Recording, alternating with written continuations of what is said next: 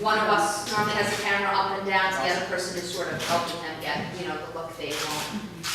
Now here's one of the biggest lessons I think I learned.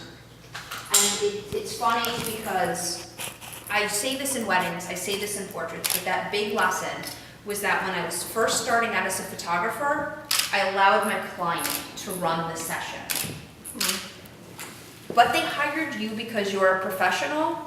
So if you see something wrong or something that can be better, like I don't like how the curls are laying or that piece of hair that's in your face, or this would be great, but let's just try something. Whether it works or not doesn't even matter. Being hands-on and giving guidance, ultimately they want guidance. They hired you, again, you are the professional.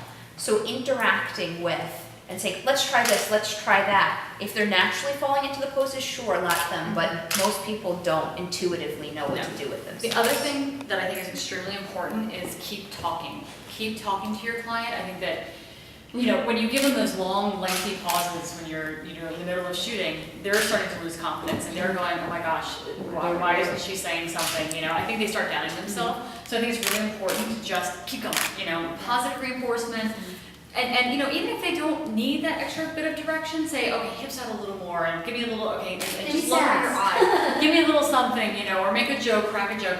But there's nothing more uncomfortable, especially if I highly recommend, if you haven't had anyone take your picture in a while, do it. Have another photographer shoot you so that you can feel those clients' emotions. You can feel, wow, okay, this is taking a long time, or wow, I'm not sure if I'm comfortable with this angle. It's just that interaction, and it makes all the difference in your shoot. People will understand. You have to put yourself in your client's position to understand the comfort level. Now, another thing is for us. Don't mind me. I just have to shoot you shooting her. Oh, really?